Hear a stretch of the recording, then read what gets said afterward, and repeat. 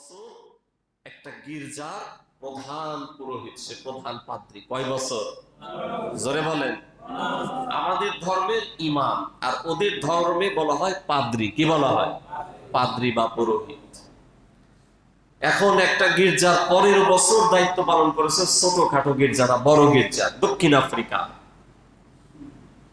15 বছর সে পুরোহিতের দায়িত্ব পালন করেছে। এরপরে সে রাতের বেলায় ঘুমিয়ে আছে।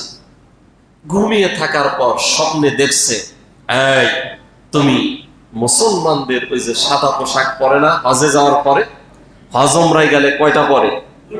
দুইটা, একটা সাদা চাদর পরে আর একটা গায়ে। এখন তাকে স্বপ্ন যোগে দেখানো হয়েছে মুসলমানদের এই সাদা পোশাক পরে।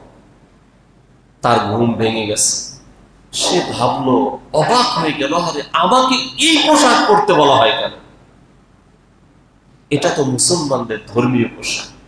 মুসলমানের হজ উমরা করতে যারা যায় তারা এই পোশাক পরে। সেটাকে অতটা গুরুত্ব দেয় নাই। আবার দ্বিতীয় দিন ঘুমিয়ে গেছে। আবার তাকে একই স্বপ্ন দেখানো হয়েছে। কন্যা সুবহানাল্লাহ।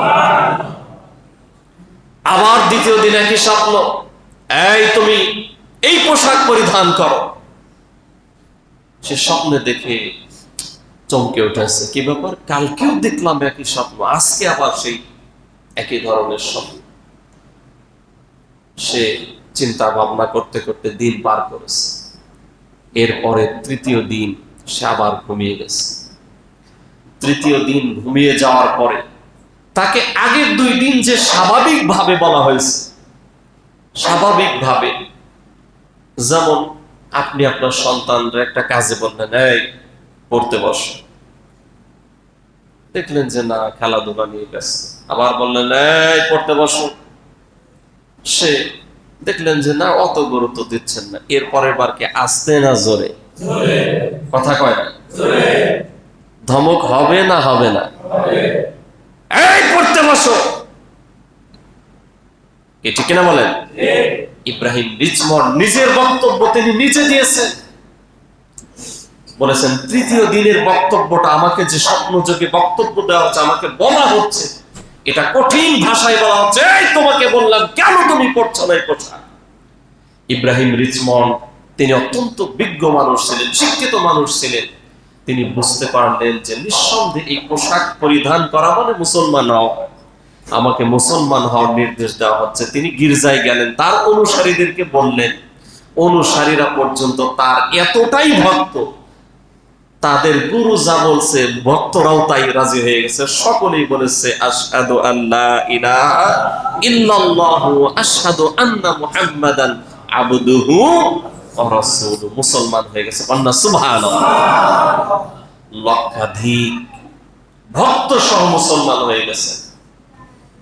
প্রিয় ভাই, ইউটিউবে সার্চ দিবেন, আজকেও যায় সার্চ দিবেন, বাংলায় লিখবেন ইব্রাহিম রিচমন্ড, লেখা সার্চ দিবেন, দেখবেন চলে আসে তার কালো সুঠাম দেহের অধিকারী। এখন উনি মুসলমান হয়েছেন, তার ভক্ত টক্ত নিয়ে মুসলমান হয়ে গেছে। কিছুদিন পরে সৌদি আরবের পক্ষ থেকে সারা পৃথিবীর উল্লেখযোগ্য মানুষদেরকে ফ্রি রাজকীয় মেহমান হিসেবে হজের জন্য ইনভাইট করা হয়, যাদের একটা পয়সাও লাগে না, খরচ বহন করে সৌদি আরব। সুবহানাল্লাহ। এখন দক্ষিণ আফ্রিকায় এই ইব্রাহিম রিচমন্ডের যে এলাকা, তার নামে চিঠি চলে গেছে। কারণ ওটা যদিও মিডিয়া ওইভাবে প্রচার করে নাই, কিন্তু সত্য প্রচার হতে বাকি থাকে। আমরা যতই ধামাচাপা দেওয়ার চেষ্টা করি না কেন, সত্য এটা প্রকাশিত হবেই হবে, হবেই হবে।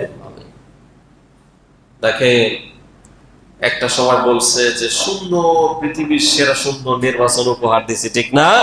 এখন তার দলের আরেকজন কয়, এই উপজেলা চেয়ারম্যানের 3টা কেন্দ্র যদি আমরা তখন করে ভোট মাইরা না দিতাম, ও কি আর হইতে পারতো?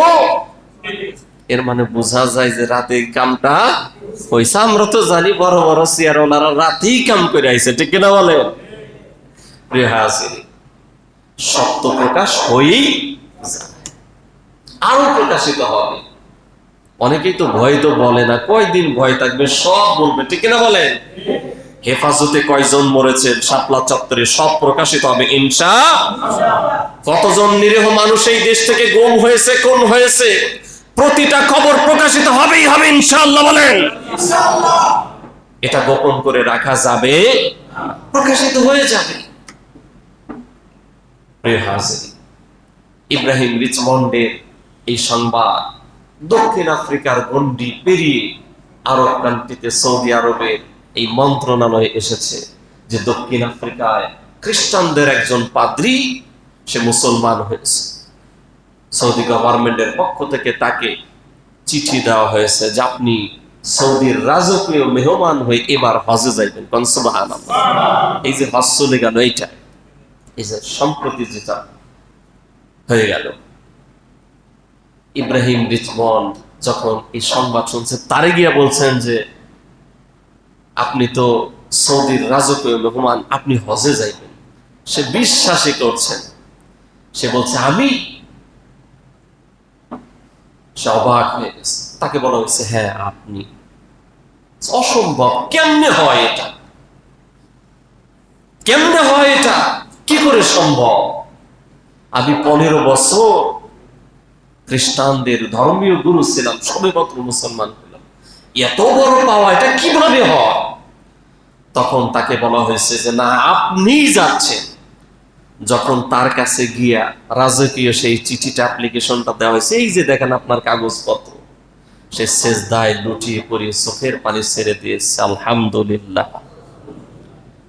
সে যখন সৌদি আরব আসছে, এক এক জায়গায় যায়, সে তো আমাদের মতো, আমরা কিছু আছি না, আমরা হজ বা উমরায় গেলে খালি সেলফি আছে না? ইব্রাহিম রিচমন্ড ওই জন্য আসেন নাই, নিজে একটা ছবি ইচ্ছা করে তোলেন নাই। কিন্তু যেই জেনেছে ইব্রাহিম রিচমন্ড সেই ব্যক্তি যে 15 বছর খ্রিস্টানদের ধর্মীয় গুরু ছিল, যার লক্ষাধিক ভক্ত সহ মুসলমান হয়েছে, তার প্রতি ভালোবাসা কমবে না বাড়বে? যেই শোনে সেই অবাক হয়ে যায়। এই জন্য নানান ইউটিউবাররা নানান ভাবে তাকে রেকর্ড করেছে। সে আরাফার ময়দানে গেছে, আরাফার ময়দানে গিয়া সেজদায় লুটিয়ে পড়ে হাউমাউ করে কেঁদেছে। এক একটা জায়গায় গিয়েছে, খানায় কাবায় গিয়েছে, হাউমাউ করে কেঁদেছে, আল্লাহ তুমি আমাকে সঠিক পথের সন্ধান দিয়েছ, আলহামদুলিল্লাহ। প্রিয় হাজির,